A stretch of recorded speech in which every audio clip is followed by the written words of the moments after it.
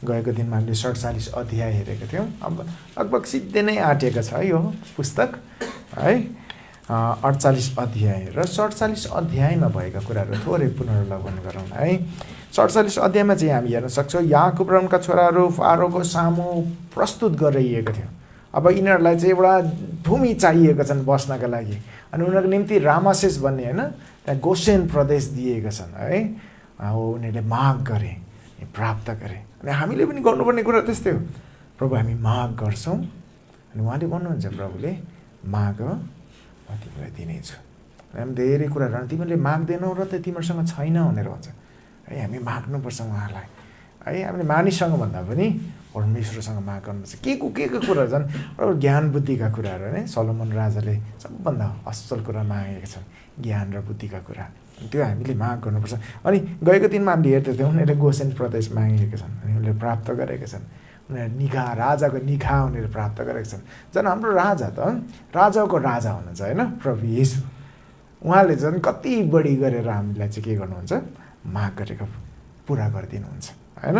अनि यो फारो राजा जसले परमेश्वरलाई चिनेको थिएन उसले प्रदान गर्न चाहे अनि हामीले पनि निश्चय नै हामीले प्राप्त गर्छौँ उहाँले हामीले माग गरेका कुराहरू। अनि यहाँ अर्को कुरा हेरौँ, यहाँ भन्छन् है 47 अध्यायमा याकुबले आफ्नो मृत शरीरको विषयमा योसेफलाई दिएको आदेशको विषयमा नि गएको दिनमा हामीले हेर्दै थियौँ। अब मेरो शरीर चाहिँ कहाँ लैजाऊ भनेर भन्दछन्, मेरो शरीर चाहिँ फेरि पनि त्यही आफ्नै त्यो कनान देशमा फर्काएर लैजाऊ। आशा छन् मेरो आफ्नो पिता पुर्खाहरूसँग म सुत्न पाऊँ, म आशा छन् म मरेपछि फेरि म जीवित भएर उठ्ने चाहिँ एक समय होइन, त्यो प्रकारको आशाको कुराहरू यहाँ गरिएको हामी हेर्न सक्छौँ। अनि आज हामी 48 अध्यायमा हेरौँ यहाँ के भन्दो रहेछन्, म पढिदिन चाहन्छु सबैजनाको लागि। यहाँ यसरी भन्छ 48 अध्यायमा, अनि यी कुराहरू पछि यस्तो भयो, कसैले योसेफलाई भन्यो हेर्नुहोस् तपाईँको पिता बिरामी हुनुहुन्छ। तब तिनले आफ्नो 2 जना छोरा मनश्शे र एफ्राइमलाई आफ्नो साथमा लगे। अनि कसैले याकुबलाई बताएर भन्यो हेर्नुहोस् तपाईँका छोरा युसुफ तपाईँ कहाँ आउनुभएको छ। तब इजरायलले आफैलाई बलियो पारेर पलङमाथि बसे। अनि याकुबले योसेफलाई भने कनान देशको लुजमा सर्वशक्तिमान परमेश्वर म कहाँ देखा पर्नुभयो र मलाई आशिष दिनुभयो।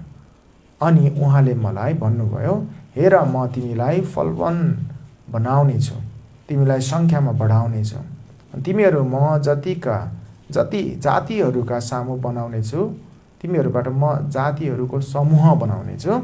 अनि तिमी पछि तिम्रा वंशलाई म यो देश अनन्त अधिकारको भागको रूपमा दिनेछ। अनि प्रिय यहाँ तपाईँ म केही कुराहरू बताउन चाहन्छु यो खण्डबाट 4वटा पदहरूबाट। यहाँ के भन्छन् भने विशेष गरी यहाँ हेर्नुहोस् 3 पदले के भन्दो रहेछन्। यहाँ 3 पदले भन्दछ कनान देशको लुजमा सर्वशक्तिमान परमेश्वर म कहाँ देखा पर्नुभयो र मलाई आशिष दिनुभयो भनेर भन्छ।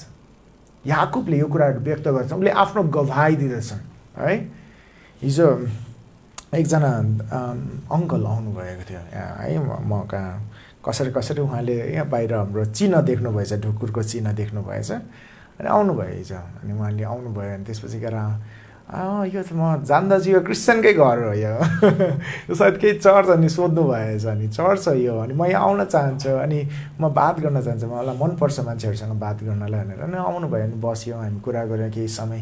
अनि केही समय कुरा गर्दाखेरि अनि मैले भने केही कुरा सुनाउनुहोस् न, तपाईँले कसरी प्रभुलाई चिन्नुभयो भनेर भन्दाखेरि अनि उहाँ चिनाउँदै हुनुहुन्थ्यो प्रभुले कसरी उहाँको जीवनमा काम गर्नुभयो भनेर। अनि उहाँ रुँदै हुनुहुन्थ्यो, फेरि अर्को पक्षमा हेर्दाखेरि उहाँ रुँदै पनि हुनुहुन्थ्यो।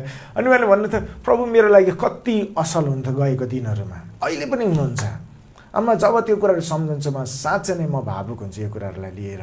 अनि यहाँ हामी हेर्ने हो भने याकुबले त्यही कुरा गर्दैछन् आफ्नो छोराहरूको अगाडि।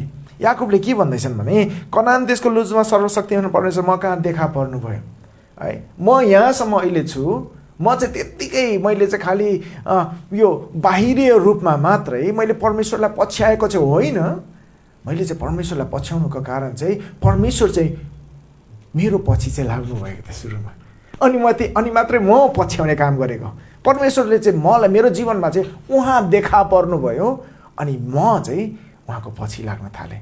अनि मैले गरेको कारणले गर्दा, म असल भएको कारणले गर्दा त होइन, तर परमेश्वर मेरो लागि असल हुनुभयो। अनि आज तपाईँ र मेरो बिचमा पनि यदि हामीले निहाल्छौँ भने हाम्रो जीवनलाई खोतलेर हेर्छौँ भने हाम्रो जीवनमा कति परमेश्वर असल हुनुहुन्छ होइन। अनि यहाँ याकुबले के भन्दैछन् भन्दाखेरि आफ्नो छोरा योसेफलाई भन्दैछन्, परमेश्वर म कहाँ देखा पर्नुभयो। अनि तपाईँलाई याद होला याकुब के गरिरहेको थियो, एक समय आफ्नो दाजुबाट भागिरहेको थिए, आफ्नो मामा लाबान कहाँ गइरहेको थियो होइन, धेरै अगाडि हामीले अध्ययन गर्दै थियौँ। अनि त्यो अवस्थामा ऊ एक्लो अवस्थामा थियो, ऊ अप्ठ्यारो अवस्था थियो, ऊ आफूदेखि थकित भएको थियो। अब उसले सोचेको त मैले आशिष पाउँछु भने त आशिष भन्ने कुरा भन्दा पनि उसको जीवनमा चाहिँ एक्लोपना कुराहरू थियो। उसको जीवनमा चाहिँ के भएको थियो, सबै कुरा उसले आशिष भन्दा पनि हरेक कुरा गुमाइरहेको थियो। आफ्नो आमालाई गुमाइरहेको थियो, आफ्नो जातिलाई गुमाइरहेको थियो। तर परमेश्वरले के गर्नुभयो, उसलाई सान्त्वना दिनुभयो। उसलाई भन्नुभयो, म तेरो साथमा छु, म तँसँग छु। अनि आज परमेश्वरले हामीलाई त्यही कुरा भन्नुहुन्छ प्रिय। कति धेरै पटक हाम्रो जीवनमा हामी के लाग्छ, हामीलाई सायद मसँग प्रभु हुनुहुन्छ कि हुनुहुन्न। अब प्रिय हामीले अनुभूति गरौँ नगरौँ, तर परमेश्वर हाम्रो साथमा हुनुहुन्छ प्रिय। अनि यहाँ उसले के गर्दैछन्, याकुबले भन्दैछन्, परमेश्वर म कहाँ देखा पर्नुभयो। अनि आज तपाईँको जीवनमा परमेश्वर देखा पर्नु भयो भएन म जान्दैन, तर म यो कुरा जान्दछु, परमेश्वरले जसरी प्रतिज्ञा गर्नुभएको छ है। हिब्रूको पुस्तक 13 अध्यायको 5 पदले भन्दछ, म तँलाई कहिले छोड्ने छैन, म तँलाई कहिले त्याग्ने छैन भनेर भन्नुहुन्छ। प्रिय यही कुरा आज तपाईँ र मेरो जीवनमा धेरै सत्य रूपमा हामी देख्न सक्छौँ। हाम्रो जीवनको हरेक मोडहरूमा हामी देख्न सक्छौँ, हाम्रो जीवनको हरेक यात्रामा हामी देख्न सक्छौँ। हामी जब जीवन भोगाइहरू गर्छौँ, उहाँमा विश्वास गरेर हामी अगाडि बढ्ने कामहरू गर्छौँ, उहाँ हाम्रो जीवनमा देखा पर्नुहुन्छ। अनि हामी हेर्न सक्छौँ, उसले भन्दछन्, हेर मेरो जीवनमा जे भयो परमेश्वरले तिम्रो जीवनमा पनि गर्दैछन्। अनि उसले के भन्छन्, यो कुरा अब तैँले के गर, हस्तान्तरण गरे जस्तै अरूलाई हस्तान्तरण गर भन्ने कुराहरू गरिरहेको जस्तो देखिन्छन् प्रिय। अनि पछि गएर तपाईँले देख्न सक्नुहुन्छ, योसेफले के भन्छन् थाहा छ, परमेश्वरले तिमीहरूको साथमा रहन् भनेर योसेफले अरू दाजुभाइहरूलाई भन्छन्। जसरी यहाँ याकुबले योसेफलाई भने, योसेफले अरूलाई भन्छन्। अनि हामीले गर्ने काम पनि त्यही हो है, हाम्रो जीवन पर्यन्त गर्नुपर्ने काम त्यही हो। परमेश्वर मेरो साथमा रहनुभयो है। कसैले भन्छन् भने अब तिम्रो साथमा रहन्छन् भनेर परमेश्वरले भने, उनीहरूले भन्छन् भने हाम्रो काम पनि त्यही हो, परमेश्वर तिमीहरूको साथमा रहनुहुन्छ, परमेश्वरले तपाईँलाई सहायता गर्नुभएको होस् है। अनि यो चाहिँ हामी हेर्न सक्छौँ, यही कुराहरू एकपछि अर्कोमा हस्तान्तरण भएको देख्न सक्नुहुन्छ। अनि अर्को कुरा हेरौँ न, 4 पदले भन्दछ, 4 पदमा म तिमीलाई फलवन्त बनाउने छु। परमेश्वरले के भन्नुभयो अरे, म तिमीलाई फलवन्त बनाउने छु, तिमीलाई असङ्ख्य बढाउने छु है। यो चाहिँ यो याकुबलाई परमेश्वरले भन्नुभएको कुरा, म तँलाई फलवन्त बनाउने छु। अनि जब तपाईँ देख्नुहुन्छ याकुबको जीवनलाई फर्केर हेर्नुहुन्छ, जब याकुब चाहिँ लाबानकोमा गए, उसले त्यो पत्नी पाउनको लागि 14 वर्षसम्म उसले काम गरे होइन। त्यसपछि गएर परमेश्वरले त्यही पनि आशिष है, 10 चोटिसम्म लाबानले के गरेका छन्, उसको तलब बदलिएको छन् होइन। ल तेरो कालो मात्रै भन्दाखेरि सबै कालो कालो जन्मिने, तेरो ल पेटारे मात्रै भन्दाखेरि सबै बाख्राहरू भेडा बाख्रा पेटारे मात्रै जन्मिने होइन। यी सबै कुरा हामीले हेर्ने हो भने चाहिँ परमेश्वरले के भन्नुभएको थियो, म तेरो साथमा छु, म तँलाई फलवन्त गर्नेछु। अनि हाम्रो जीवनमा प्रिय हामीले ती कुराहरूको लागि चाहिँ परमेश्वरलाई पछ्याएको होइन, चाहे दुःख होस् चाहे सुख होस् है। हबकुकको पुस्तकले भने जस्तै म चाहिँ उहाँमा रमाउन चाहिँ सिक्नुपर्ने हुन्छ प्रिय, हामी चाहिँ उहाँमा रमाउन सिक्नुपर्ने हुन्छ। अनि यहाँ के भन्छन् भने परमेश्वरले यो प्रतिज्ञा गर्नुभएको छ हो। अनि हाम्रो जीवनमा कतिजनाको जीवनमा चाहिँ प्रतिज्ञा पुरा गर्नुभएको छ। अनि के भन्छ, म तिमीलाई असङ्ख्य सङ्ख्यामा बढाउने छु भनेर भने है। याकुब एक्लै थिए, याकुबको 12वटा सन्तान भए, 12वटा सन्तानबाट अब हामीले हेर्ने हो भने 70 जना भए। अब यहाँ मिश्र देशमा छन्, अब अझै उनीहरूको सङ्ख्याहरू बढाउने छु भनेर भन्नुभएको तपाईँले देख्न सक्नुहुन्छ। अनि 400 वर्ष पश्चात लगभग 25 लाख मानिसहरू तपाईँले देख्नुभएको छ।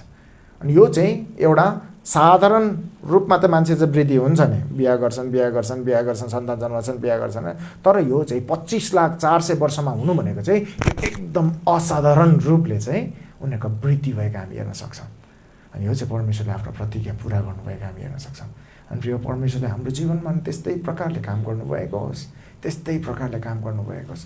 हाम्रो परमेश्वर चाहिँ असाधारण परमेश्वर हुनुहुन्छ है। तर हामी चाहिँ साधारण छौँ, तर उहाँ चाहिँ असाधारण हुनुहुन्छ। उहाँले हाम्रो जीवनमा नहुने कुराहरू हालिदिन सक्नुहुन्छ, बुझ्दै हुनुहुन्छ। हाम्रो जीवनमा कतिचोटि भन्छ मेरो जीवनमा परमेश्वरले काम गर्नुहुन्छ। अनि हामीले हेर्ने हो भने परमेश्वरले बाइबलमा भएका मानिसहरू जो चाहिँ एउटा गोठालो मानिस दाउदको जीवन, जो चाहिँ दाउदको घराना हामीले हेर्ने भने एउटा नगण्य घराना थिए, तर परमेश्वरले त्यो एउटा नगण्य घरानाबाट महान काम गर्नुभयो, असाधारण काम गर्नुभयो। अनि त्यो चाहिँ परमेश्वरको काम हो। अनि हाम्रो जीवनमा तपाईँले नभन्नुहोस् हामी त साधारण मान्छे हो, होइन प्रिय। हामीले पुजेका परमेश्वर चाहिँ असाधारण हुनुहुन्छ, उहाँ चाहिँ अद्भुत हुनुहुन्छ। अनि हामीले खालि यो भन्नुपर्ने, प्रभु म तपाईँको अघि आउन चाहन्छु, तपाईँको इच्छा अनुसार म चल्न चाहन्छु, तपाईँ मेरो जीवनलाई के गर्न चाहनुहुन्छ गर्नुहोस् भने भन्नुपर्ने कुराहरू हो। न आफ्नो बलमा होइन, तर उहाँको बलमा, उहाँको समर्थमा हामी जहिले पनि भरोसा गरेर अगाडि बढ्न आवश्यक छ। अनि यहाँ हामी हेर्न सक्छौँ, उसले भन्दछन् है बढाउने छु भन्नुभयो, बढाउनु भयो। अर्को कुरा यहाँ हामी हेरौँ, 5 पददेखि म पढिदिन चाहन्छु है। अनि अब तिम्रा 2 छोराहरू एफ्राइम र मनस्से, जो म मिश्रमा तिमी कहाँ आउनुभन्दा पहिले तिम्रा निम्ति मिश्रमा जन्मेका थिए, तिनीहरू मेरा हुन्। रुबेन र सिमियोन जस्तै यी मेरा हुनेछन् भनेर भन्दछ। यहाँ तपाईँ देख्न सक्नुहुन्छ, अब यो 2 छोराहरू के हुन्, अब यो मेरो छोरा भए भनेर भन्छन्। याकुबले योसेफलाई भन्दैछन् है, मनस्से र एफ्राइमलाई भन्दैछन्। मनस्सेको अर्थ चाहिँ परमेश्वरले बिर्साइदिनु भयो सबै कुराहरू, पुरानो दुःखको कुराहरू, र एफ्राइमको अर्थ परमेश्वरले मलाई फलवन्त गर्नुभयो यो भूमिमा भनेर भन्दछन्। त्यसको अर्थ चाहिँ है मनस्से र एफ्राइमको अर्थहरू चाहिँ। अनि यहाँ के भन्छन् भने याकुबले भन्छन् है, म तँलाई के दिन सक्छु मेरो छोरा योसेफ, तैँले चाहिँ। अनि जहिले पनि हामीले हेर्ने भने जेठो छोराले चाहिँ के गर्छन्, दोब्बर भाग पाउँछन् प्रिय। जेठो छोराले चाहिँ दोब्बर भाग पाउँछन्, यो चाहिँ यहुदीहरूको संस्कार हो। तर यहाँ हामी हेर्न सक्छौँ योसेफ चाहिँ ऊ त जेठो छोरा त होइन, जेठो छोरा चाहिँ रुबेन हो होइन, तर सबैभन्दा कान्छो छोरा चाहिँ बेन्यामिन हो। लगभग 11औं छोरा चाहिँ 12औं छोरा चाहिँ बेन्यामिन हो, 11औं छोरा चाहिँ योसेफ हो। तर के गर्दैछन् यहाँनिर याकुबले चाहिँ, त 11औं छोरा भए तापनि तँलाई म ज्येष्ठ अधिकार दिन चाहन्छु भनेर भन्छ। म तँलाई चाहिँ के गर्छु, अब तेरो 2 जना छोरा छन्, यद्यपि मेरो नाति हो, अब उनीहरू चाहिँ मेरो छोरा हुनेछन्। उनीहरूलाई चाहिँ म मेरो आफ्नो सन्तान जस्तै बनाउनेछु। लगभग उनीहरूसँग 14 जना याकुबको होइन, याकुबको हामीले हेर्ने भने 12वटा मात्रै छोरा हो, तर 2 जना थप्यो भने कति हुन्छन्, 14वटा छोरा हुन्छन् होइन। 14वटा छोरामा चाहिँ उसले के भन्दैछन् भने अब यो 2 जनालाई म थप्दैछु मेरो छोरा भनेर। अब उनीहरूले चाहिँ के गर्नेछन्, योसेफले चाहिँ योसेफको ठाउँमा एउटा मात्रै अंश पाउनुपर्ने थियो, 12 जनाले 12वटा अंश पाउनुपर्ने थियो, तर योसेफको ठाउँमा चाहिँ योसेफलाई चाहिँ 2टा भाग दिँदैछन्। अनि यदि तपाईँले इजरायलको नक्सा हेर्नुहुन्छ भने इजरायलमा चाहिँ तपाईँले चाहिँ मनस्सेको एउटा भाग छ, एफ्राइमको एउटा भाग छ, अरू सबैको खालि रुबेन, सिमियोन होइन। अनि अर्को यहाँ हामी हेर्ने हो भने गादको, दानको आफ्नो उनीहरूको अंशहरू दिएका छन्। तर योसेफको छोराको 2टै छोराको लागि चाहिँ 2टा अंश मनस्से र एफ्राइमको अंशहरू छुट्याएको तपाईँले देख्न सक्नुहुन्छ। अनि यहाँ के भन्छन् हेर्नुहोस् न, रुबेन र सिमियोन जस्तै उनीहरू चाहिँ मेरो सन्तान हुनेछ। उनीहरूलाई चाहिँ रुबेनले चाहिँ किन रुबेनलाई चाहिँ हटाए जस्तो देखिन्छन् यहाँनिर, अनि अर्को सिमियोनलाई पनि हटाए जस्तो देखिन्छन् यहाँनिर। उनीहरूको ठाउँमा उसलाई राखिदिए जस्तै देखिन्छन् प्रिय, बुझ्नुहुन्छ। हटाएको त होइन, तर उनीहरू जस्तै भनेर भन्दछन्। हो, उनीहरूले पाउने आशीर्वाद जस्तै। जेठो चाहिँ खास रुबेन हो, त्यसपछि गएर सिमियोन हो दोस्रो चाहिँ, तर उनीहरू जस्तै। किन उनीहरूलाई हटाउँदैछन्, एउटा डरलाग्दो कुरा प्रिय। यहाँ त्यो कुरा भनिएको छैन उनीहरूलाई हटायो भनेर, तर उनीहरू जस्तै भनेर भन्दछन्। फेरि रुबेनले के गरेको थियो थाहा छ तपाईँलाई, उसले चाहिँ आफ्नै बुवाको पत्नी भित्रिनीसँग चाहिँ व्यभिचार गरेको थियो प्रिय। अनि हामीले हेर्ने हो भने यहाँ के गर्दछन्, जब व्यभिचार गरिन्छन् प्रिय, त्यो कुराहरूले चाहिँ कहिले पनि असल परिणामहरू ल्याउँदैनन् प्रिय। अनि व्यभिचारले चाहिँ जहिले पनि हामीले हेर्ने फाटो त्यो पाउने आशीर्वादको कुराहरू चाहिँ तपाईँले देख्न सक्नुहुन्न प्रिय। अनि रुबेनको कुलबाट तपाईँले हेर्नुहुन्छ भने चाहिँ रुबेनको कुलमा चाहिँ तपाईँले देख्न सक्नुहुन्न त्यहाँ आशिषको कुराहरू, तपाईँले उनीहरू उसको कुलबाट उत्पन्न भएको आशिषको कुराहरू तपाईँले देख्न सक्नुहुन्न। पुरै इजरायलभरि इतिहासमा तपाईँले देख्न सक्नुहुन्न है। तर तपाईँले एफ्राइमको विषयमा तपाईँले हेर्नुहुन्छ, तर तर हामीले हेर दाउदको कुलबाट होइन, दाउद जुन यहुदाको कुलबाट आयो उनीहरूबाट चाहिँ आशिषको कुरा हामी हेर्न सक्छौँ। बेन्यामिनको कुलबाट आशिषको कुराहरू आएका छन्, तर रुबेनकोबाट चाहिँ होइनन् प्रिय। अनि त्यसपछि सिमियोन जस्तै भनेर सिमियोनको ठाउँमा फेरि राखिएको जस्तो देखिन्छ। सिमियोनले चाहिँ के गरे त फेरि? सिमियोनले के गरे थाहा छ? हो सिमियोन तर लेवीको कुरा गरेका छन्। सिमियोन र लेवी दुईजना भएर के गर्छन्? सम्पूर्ण सेकेमीहरूको पुरुषहरूलाई मारेका छन् होइन। तपाईँले हामीले अध्ययन गरेको थाहा छ तपाईँलाई? उनीहरूलाई खतना गर्न लाग्यो अनि खतना गरेको दिनमा उनीहरू कमजोर भएको दिनमा उनीहरू सबैजनालाई मारे। उनीहरू आफ्नो क्रोध बर्साएका छन् प्रिय। कतिचोटि मान्छेहरू चाहिँ क्रोध लिएर यहाँ बस्छन्। क्रोध कहिले पनि शान्त हुँदैन, कहिले पनि शान्त हुँदैन। अनि क्रोधले चाहिँ प्रिय कहिले पनि राम्रो गर्दैनन् प्रिय हाम्रो जीवनलाई प्रिय। अनि यहाँ हामी हेर्न सक्छौँ त्यो क्रोधको कारणले गर्दाखेरि चाहिँ त्यो क्रोधको कारणले गर्दा उनीहरूले चाहिँ आफ्नो पिताबाट पाउने त्यो आशीर्वादबाट, परमेश्वरबाट आउने जुन आशीर्वादबाट चाहिँ उनीहरू वञ्चित भएछन्। अनि सिमियोनबाट आएको धेरै ठुलो कामहरू भएका छन्। सिमियोनको सन्तानहरूले धेरै राम्रा कामहरू गरेका छैनन् प्रिय। अब प्रिय तपाईँ र म पनि आज हामीले जहिले विचार गर्न आवश्यक छ, म के लिएर बसेको छु भन्नु। अझै पनि क्रोध लिएर बसेको छु मान्छेहरूप्रति। कसैले मेरो लागि नराम्रो गरिदियो, मेरो जीवनमा नराम्रोले व्यवहार गरेँ, म उसलाई कहिले पनि क्षमा गर्दिनँ, म अझै पनि रिसाइरहेको छु, म जहिले पनि रिसाउँछु उसँग। हो प्रिय, हाम्रो जीवनमा त्यो कुरा भइरहन्छन् भने आज त्यो हाम्रो लागि आशिषको कुरा चाहिँ कहिले हुँदैन। हामी गरौँला, सायद भनौँला यो मलाई क्रोधले मलाई फाइदा गरिरहेको छ, तब अहिले जस्तो फाइदा तपाईँलाई लाग्ला, तर कहिले पनि त्यसले चाहिँ तपाईँलाई त्यो पछिसम्मको कुरालाई हेर्ने हो भने त्यो कुराले कहिले पनि हामीलाई असल गर्दैन। जसरी यहाँ हामी हेर्न सक्छौँ। हो उनीहरू अलिकता बदलिएका थिए, तर हामीले हेर्ने हो भने जुन कार्य उनीहरूले गरेको थियो त्यसको परिणाम चाहिँ भोगेका थिए प्रिय। यदि हामीले क्रोध गर्न छोड्यौँ भने, क्रोधित भएर पनि क्रोध गर्न छोड्यौँ भने, हामीले आफ्नो जीवनलाई बानी बसायो भने चाहिँ, परमेश्वरसँग सहायता माग्यौँ भने चाहिँ हामी ती कुराहरू अवश्य ती कुराहरूबाट विजय हुन सक्छौँ। आमेन है, त्यो कुराहरू विजय हुन सक्छ, क्रोध गर्ने कुराहरू विजय हुन सक्छ प्रिय। अनि हामी हेर्न सक्छौँ यहाँ भन्छन् रुबेन र सिमियोन जस्तै यी हुनेछन्, उनीहरूलाई अधिकार दिँदैछन् प्रिय है। अनि यो किन योसेफलाई दिँदैछन् थाहा छ है? अर्कोबाट खोसेर अर्कोलाई दिँदैछन् किन थाहा छ है? जहिले पनि यो कुरा विचार गर्नुहोस्। योसेफ जेठो होइन, तर उसले जेठो अधिकार प्राप्त गरेको छ। कारण के हो थाहा छ? योसेफको जीवन चाहिँ साँच्चै नै तपाईँले देख्न सक्नुहुन्छ यो आशिषमय जीवन थियो प्रिय। योसेफले गर्दाखेरि के भएको थियो? सम्पूर्ण उनीहरू परिवारहरू बचाइएका थिए प्रिय। आज तपाईँ र म आशीर्वादी हुन चाहन्छौँ। आशीर्वादी हुन चाहन्छ भने हामीले गर्नुपर्ने कुरा चाहिँ के हो भन्दाखेरि आशीर्वादी म आत्मिक रूपमा होस्, भौतिक रूपमा होस्, अझै कुनै प्रकारले होस्, तपाईँ र म चाहिँ म के भन्न चाहन्छु भने परमेश्वर सँगसँगै हामीले चाहिँ जिउन आवश्यक पर्दछ। योसेफले आफ्नो जीवन पर्यन्त उसले कहिले पनि पाप गरे भन्ने कुरा चाहिँ लेखिएको छैन त्यहाँ। योसेफले गलत कुराहरू अप्नायो भन्ने कुरा लेखेको छैन। योसेफले जहिले पनि हामीले हेर्ने हो भने परमेश्वरको है, परमेश्वर मेरो उसको जिम्मामा थिए, परमेश्वरको साथमा थिए भनेर भन्दछ। बाइबलले भन्दछन् उसको सम्पूर्ण पाठमा। तपाईँ र म पनि दिनहुँ येशूसँगको हिँडाइमा जिउन आवश्यक छ। चाहे जतिसुकै कठिन परे पनि येशूसँगको हिँडाइमा चाहिँ हिँड्न चाहिँ अति जरुरी छ। जहाँ यहाँ योसेफ हिँड्दछन् उसले भन्दछन् उसले कहिले पनि आशा गरेको थिएन मेरो बुवाले यो गरिदिन्छन् भनेर। अनि हामीले पनि कहिले पनि आशा गरेको छैनौँ। धेरै कुराहरू सायद हामीले आशा नगरेको कुरा हामीले प्राप्त गरिरहेछौँ, जान्दैनौँ।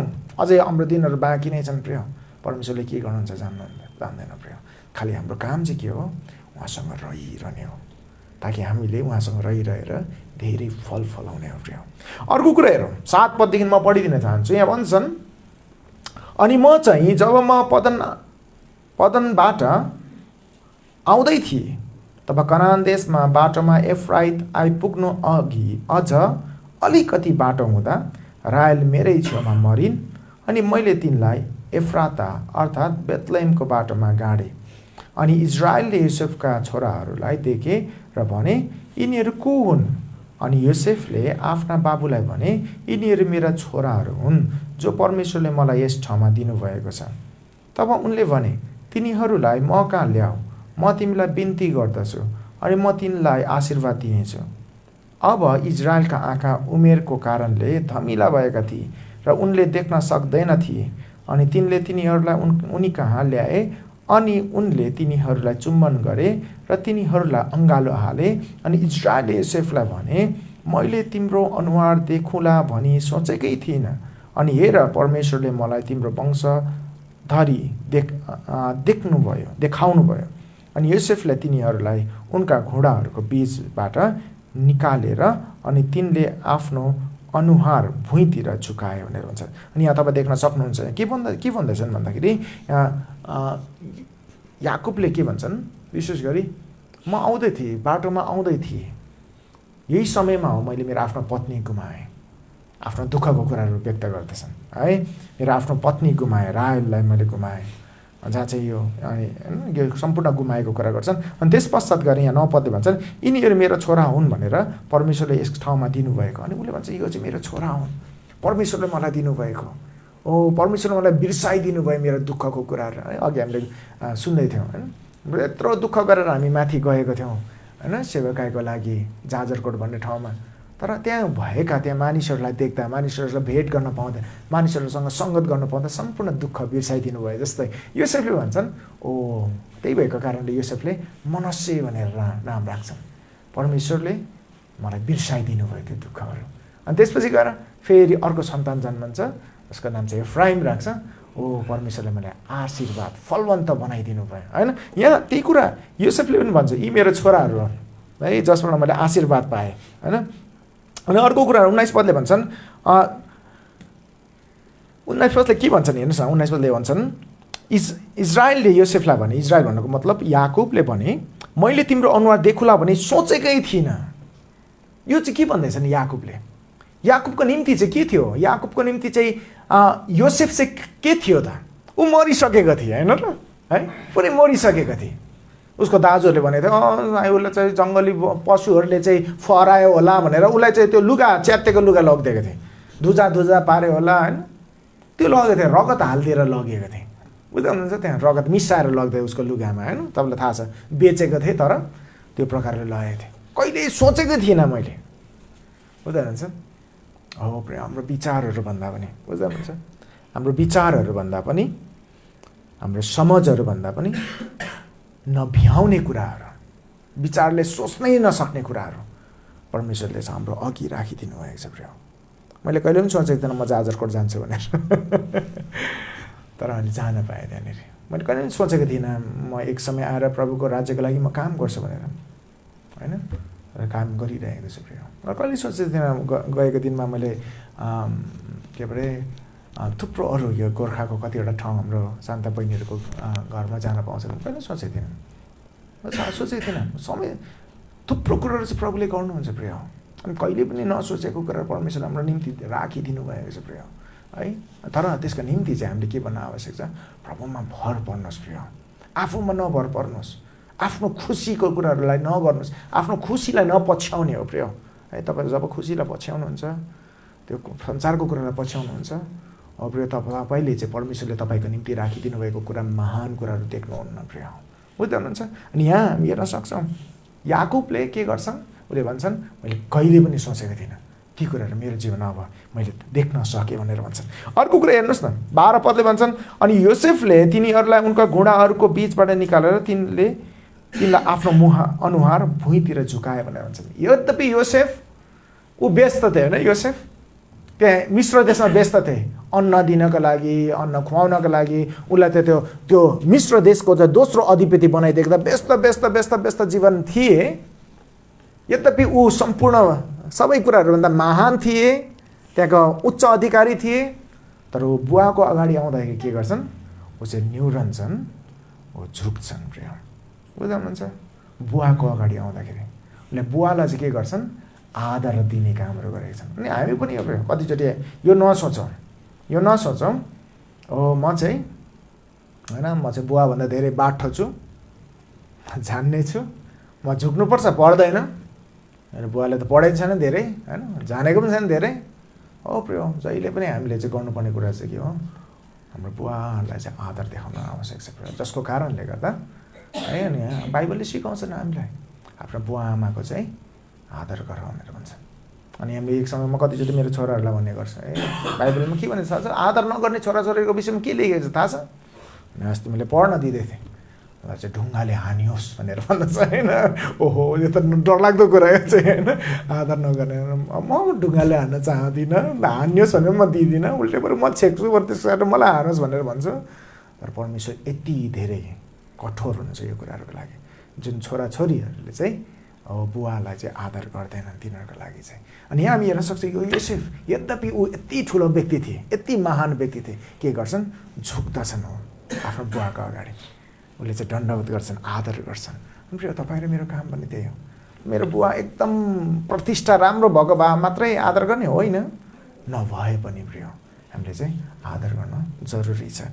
13 पद यो अनि योसेफले ती दुवैलाई इजरायलले देब्रे हातपट्टि पार्ने गरी एफ्राइमलाई आफ्नो दाहिने हातमा र इजरायलको दाहिने हातपट्टि पार्ने गरी मनस्सेलाई आफ्नो देब्रे हातमा लिए अनि तिनीहरूलाई उनको नजिक लगे। तब जानी बुझिकनै आफ्नो हातहरू चलाएर इजरायलले आफ्नो दाहिने हात पसारे र एफ्राइमको टाउको माथि राखे र कान्छा थिए अनि आफ्नो देब्रे हात मनस्सेको टाउको माथि राखे किनकि मनस्से जेठो थिए भनेर भन्दछन्। अनि यहाँ तपाईँ देख्न सक्नुहुन्छ है योसेफले चाहिँ के गर्छन्, जेठो मनस्सेलाई चाहिँ दाहिनेतिर राखिदिन्छ इजरायलको। यदि म याकुब हो भने बाजेले आशीर्वाद दियोस् भनेर दाहिनेतिर राखिदिन्छन् अनि कान्छोलाई चाहिँ देब्रेतिर राख्छन्। दाहिनेले त जहिले पनि अधिकारको कुरालाई देखाउँदछन् प्रिय है, अधिकारको कुरालाई देखाउँदछन्। उसले चाहिँ सबैभन्दा धेरै होइन भाग पाउनुपर्ने भन्ने कुरालाई देखाउँदछन्। अनि दाहिनेले चाहिँ अलिक शक्तिको कुरा पनि देखाउँदछन्। अनि यो याकुबले चाहिँ उसलाई दाहिने र देब्रे गरेर राख्थे, तर योसेफले चाहिँ त्यो प्रकारले राखिदिए। तर याकुबले के गर्छन्, होइन होइन होइन, यद्यपि उसलाई दाहिने जेठो हो भने पनि म के गर्छु, उसलाई म देब्रे हात राखिदिन्छु। अनि त्यसपछि गएर उसले चाहिँ दाहिने हात चाहिँ के गरे, उसले चाहिँ एफ्राइम माथि राखेको हामी हेर्न सक्छौँ। बुझ्नुहुन्छ, यसरी राख्थे, यसरी राख्नुपर्ने थियो, यो प्रकारले राख्थे, हात राखेर आशीर्वाद दिन्छ होइन। यहाँ हामीले हेर्ने हो भने के कुरा तपाईँले देख्न सक्नुहुन्छ भने जेठो जन्मिँदै होइन हो अधिकारको कुराहरू छन्। अनि यो चाहिँ नियम होइन, हरेक जेठो हरेक कान्छो चाहिँ आशीर्वादी हो भनेर भनिएको चाहिँ होइन। तर यसमा चाहिँ के भर पर्छन्, परमेश्वरमा भर पर्छन् प्रिय। कतिचोटि जेठो होइन, जेठो धेरै परमेश्वरको राज्यको लागि काम गरेको हुन्छ, कतिचोटि कान्छोले धेरै परमेश्वरको कुराहरूको आशीर्वादी भएको हुन्छ। हरेक कुरा हामीले हेर्ने हो भने चाहिँ। तर यहाँ हामी हेर्न सक्छौँ परमेश्वरले याकुबलाई अगुवाई गरे अनुसार उसले के गर्छन् है, आफ्नो दाहिने हात चाहिँ कान्छोमाथि राखिदिन्छन्। अनि तपाईँले हेर्ने भने यदि तपाईँले एफ्राइमको कुराहरूको विषयमा वंशको कुराहरू उसको इतिहासलाई हेर्नुहुन्छ भने चाहिँ साँच्चै नै मनस्सेभन्दा चाहिँ जेठोभन्दा चाहिँ कान्छो एफ्राइम चाहिँ शक्तिशाली तपाईँले देख्न सक्नुहुन्छ। धेरै उनीहरूको सङ्ख्या जनसङ्ख्या पनि बढी भएको तपाईँले देख्न सक्नुहुन्छ। अनि माथि उत्तरी राज्य इजरायलको उत्तरी राज्य चाहिँ एफ्राइम भनेर पनि चिनिएको कुरा तपाईँले देख्न सक्नुहुन्छ। बुझ्नुहुन्छ। अनि यहाँ हामीले हेर्ने हो भने साँच्चै नै याकुबको आशीर्वाद साँच्चै नै एफ्राइममाथि थिए जस्तो देखिन्छन् प्रिय। बुझ्नुहुन्छ। अर्को कुरा हेरौँ के भयो त्यस पश्चात 15 पदले भन्छन् अनि उनले योसेफलाई आशीर्वाद दिए र भने उही परमेश्वर जसको उपस्थितिमा मेरो पुर्खा अब्राहम र इसाक हिँड्थे, उही परमेश्वर जसले मेरो जीवनभरि नै मलाई आजको दिनसम्म गोठाला गर्नुभयो, उही स्वर्गदूत जसले मलाई सबै खराबीबाट छुटकारा दिनुभयो, उहाँले नै यी ठिटाहरूलाई आशिष दिउन् अनि यिनीहरूमाथि मेरो नाम अनि मेरा पुर्खा अब्राहम र इसाकको नाम रहन् अनि यिनीहरू बढेर पृथ्वीको बिचमा एउटा भिड बनुन् भनेर भन्छन्। अनि हामी हेर्न सक्छौँ के भन्छन् हेर्नुहोस् न, आशीर्वाद दिएर योसेफलाई आशीर्वाद दिए होइन।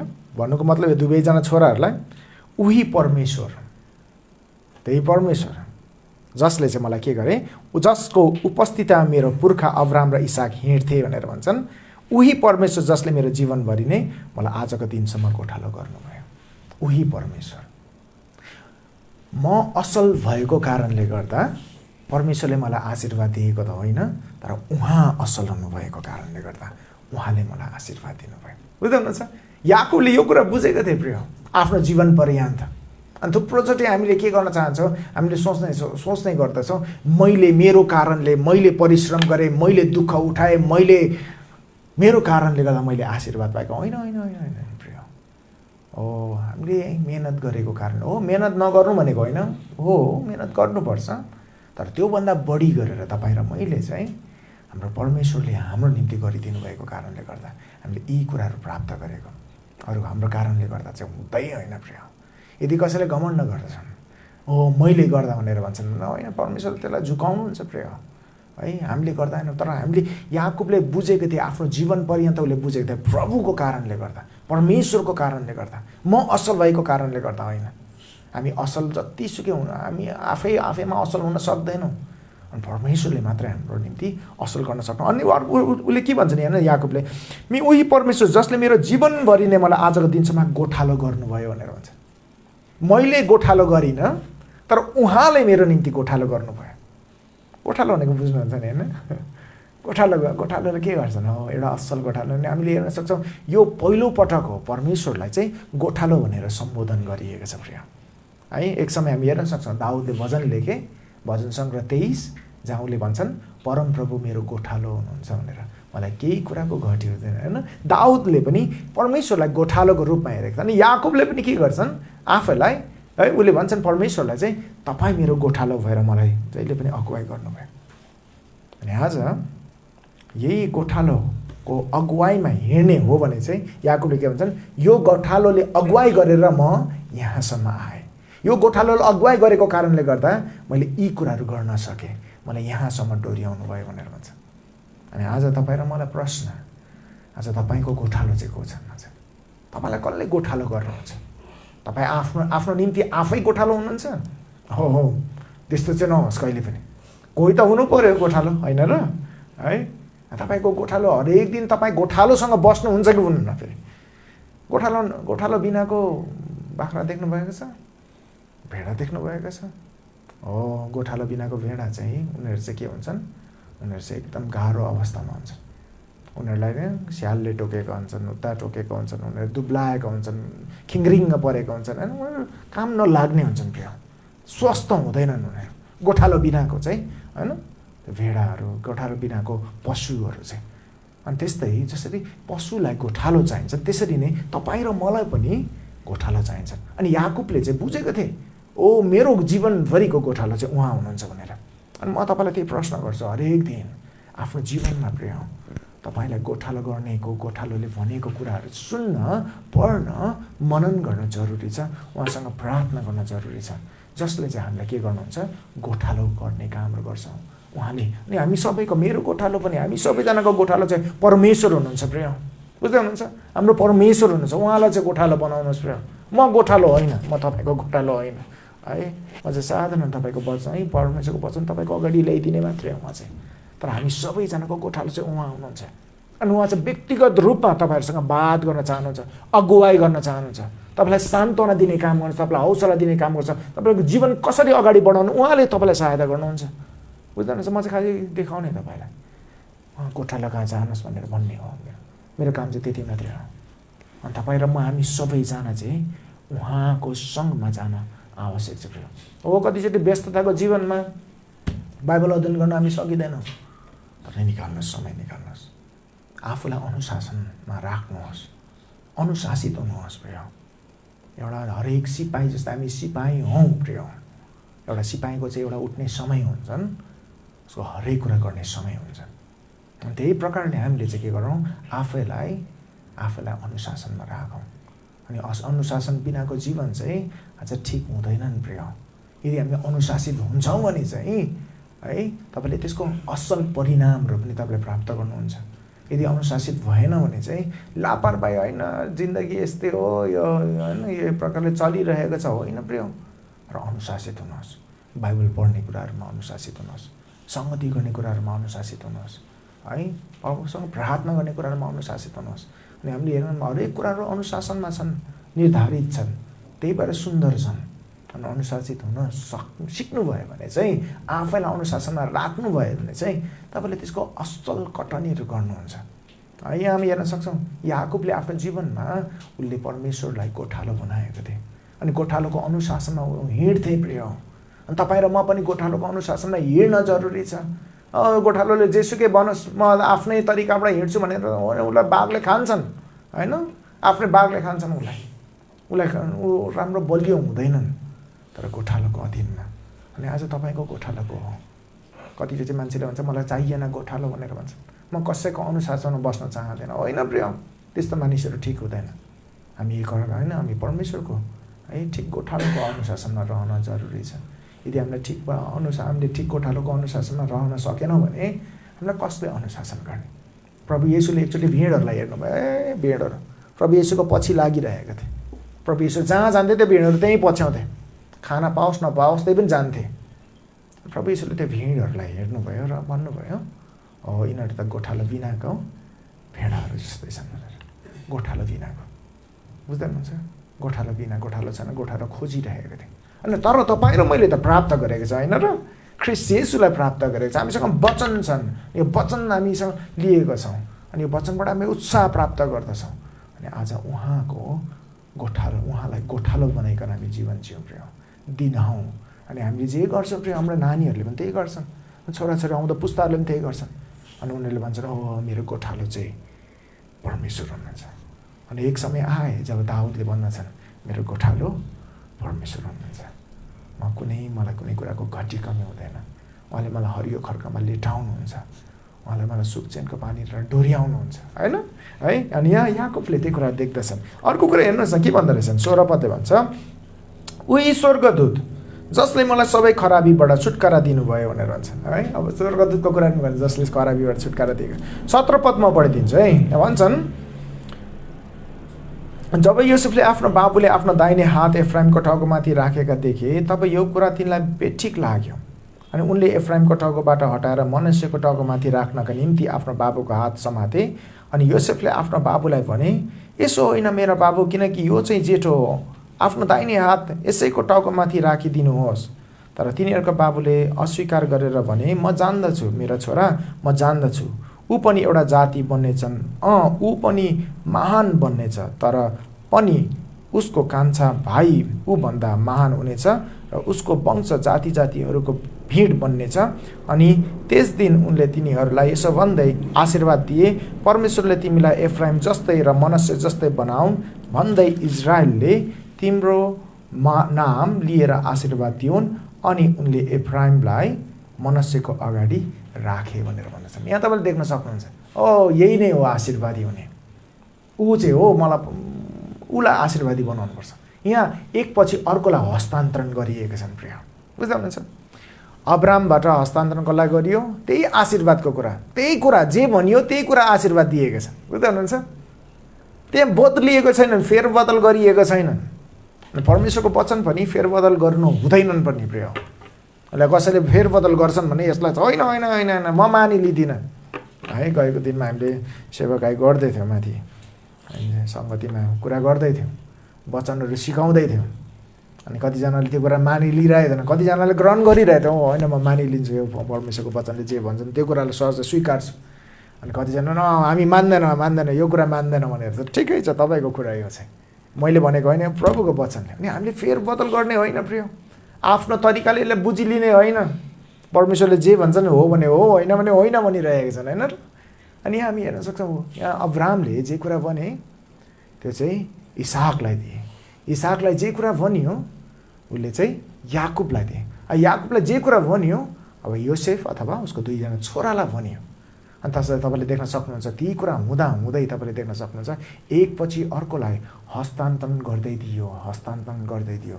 अनि हामीले हेर्ने हो भने परमेश्वरले परमेश्वरको कामको निम्ति, परमेश्वरको राज्यको कुराहरूको लागि एकपछि अर्कोलाई हस्तान्तरण गर्ने काम चाहिँ यो निरन्तरता चलिरहेको छ। कहिले पनि अभाव हुँदैन। नसोच अब याकुब मऱ्यो अब सिद्धियो होइन। परमेश्वरको काम चाहिँ निरन्तरता भइरहन्छ प्रिय। उहाँले कसैलाई खडा गराउनुहुन्छ, निरन्तर उहाँले चाहिँ कसैलाई निर्माण गर्नुहुन्छ, कसैलाई उहाँले स्थापित गर्नुहुन्छ। तर हामीले चाहिँ के गर्न आवश्यक छ?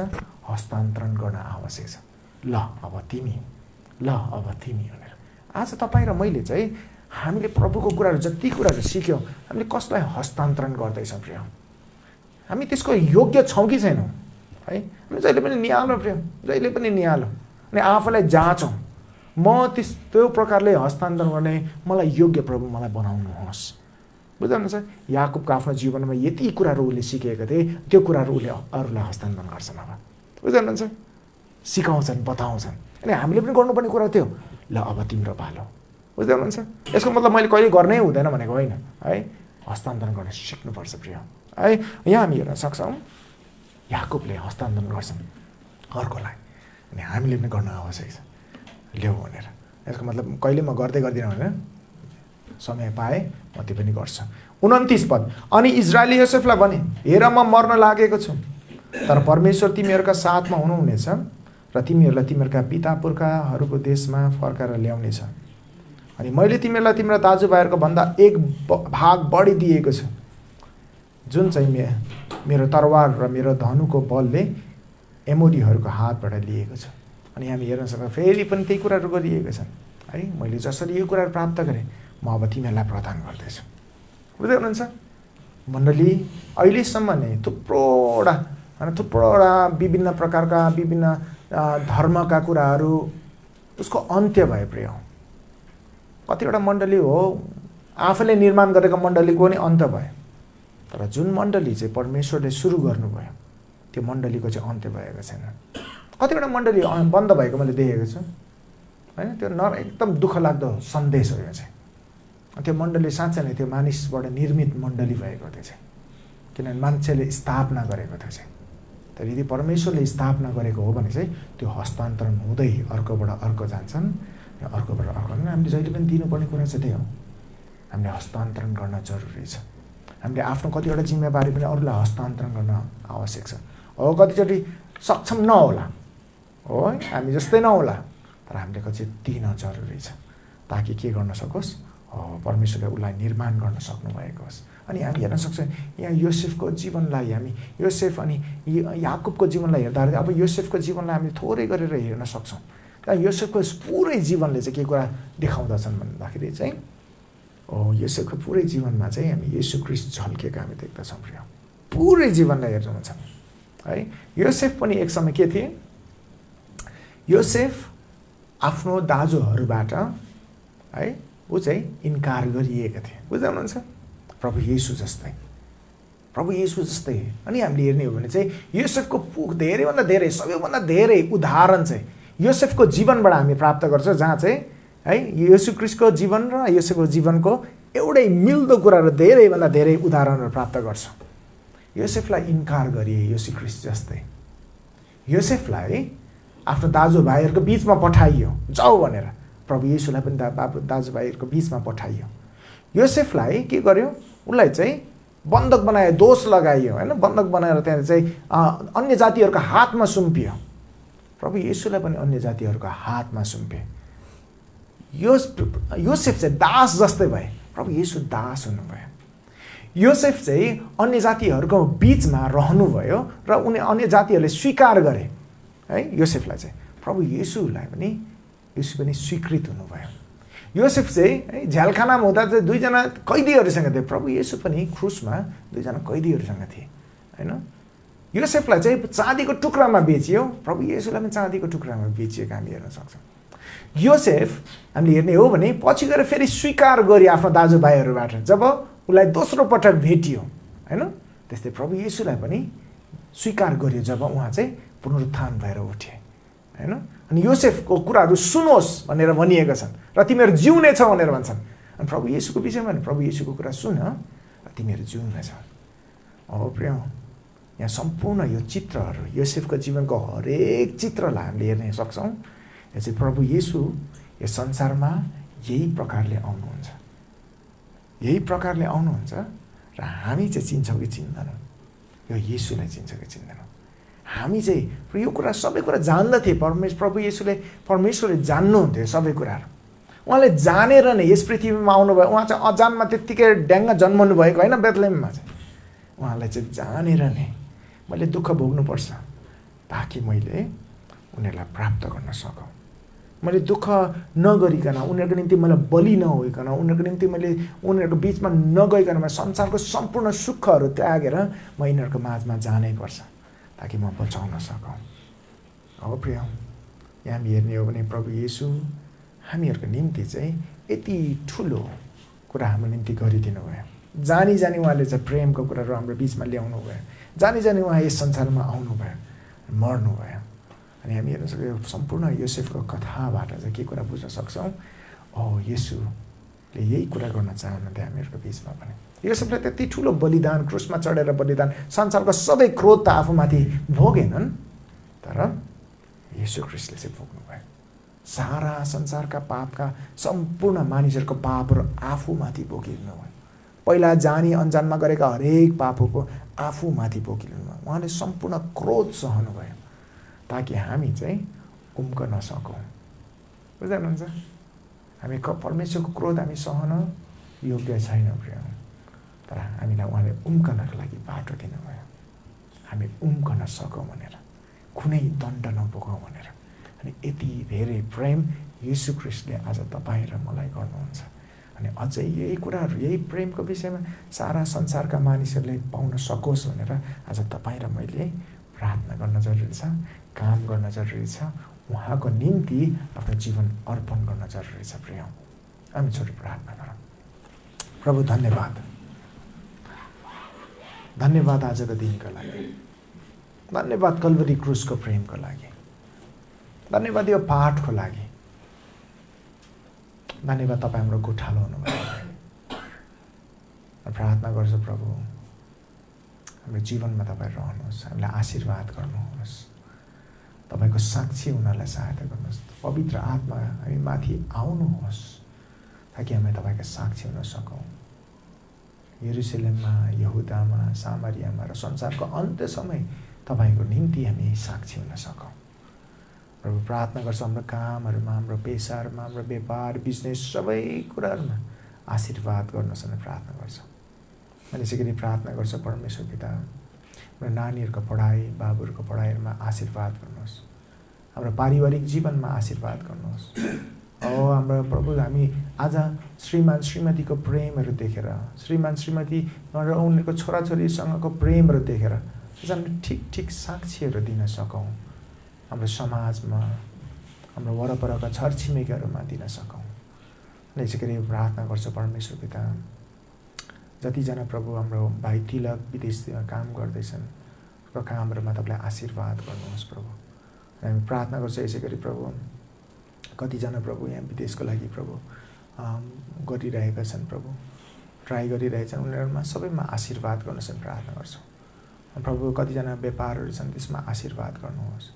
अनि यसै गरी प्रार्थना गर्छ परमेश्वर पिता, प्रभु आउँदो दिनहरूको क्रिसमसको कार्यक्रमहरू छन्, यी सबैमा धेरैजनाले प्रभु तपाईँलाई चिन्न सकोस् प्रार्थना चढाउँछौँ। अनि यसै गरी हामी प्रार्थना गर्छ परमेश्वर पिता, हामीले जति पनि योजनाहरू बनाएका छौँ, आउँदो दिनहरू जति विभिन्न ठाउँमा गएर अझै यात्रा गर्नु बाँकी नै छन् प्रभु, तपाईँको सेवा गर्नको लागि प्रभु हामीलाई सहायता गर्नुहोस्, ती ठाउँमा लानुहोस् र तपाईँको महिमा गर्न सकौँ भनेर प्रार्थना गर्छौँ। धन्यवाद परमेश्वर पिता, तपाईँले हाम्रो बिन्तीहरू सुन्नुभएको छ। अनि यसै गरी प्रार्थना गर्छ परमेश्वर पिता, तपाईँका निगाह हामीमाथि प्रशस्त राखिदिनुहोस् भनेर प्रार्थना चढाउँछौँ। अनि यसै गरी प्रार्थना गर्छ परमेश्वर पिता, हामीले ल्याएका भेटी त संसारमा आशीर्वाद गर्नुहोस्, तपाईँका राज्यको निम्ति खर्च गर्नलाई सहायता गर्नुहोस् भनेर प्रार्थना चढाउँछौँ। इजरायलमा तपाईँको शान्ति, तपाईँको आशीर्वाद हामी माग्दछौँ प्रभु। नेपालका सबैले तपाईँलाई चिन्न सकेको छन् प्रार्थना गर्छ। परमेश्वर पिताको प्रेम, प्रभु येशूको अनुग्रह अनि पवित्र आत्माको सङ्गति हाम्रो बिचमा सदा सर्वदा रहेको होस्। अनि यसै गरी प्रार्थना गर्छु धनमाया बिकाको लागि प्रभु, उसको उहाँको जीवनमा तपाईँले आशीर्वाद गर्नुहोस्। जति पनि स्वास्थ्य खराब भएको छन् त्यो प्रभु सुस्वास्थ्य दिनुहोस् भनेर प्रार्थना चढाउँछु प्रभु। तपाईँको आशीर्वाद प्रभु उसमाथि रहेको छ। अनि प्रभु मेरो पनि जति पनि यो छालाको समस्याहरू छन् प्रभु, यी सम्पूर्ण समस्याहरू हल गरिदिनुहोस् प्रभु। अनि प्रभु अझै जतिजना प्रभु बिसन्चो छ सबैजनालाई निको गर्नुहोस् भनेर प्रार्थना चढाउँछ। धन्यवाद हाम्रो बिन्ती सुन्नुभएकोमा, परमेश्वर पिताको धन्यवाद माग्छौँ येशूको नाममा, आमेन।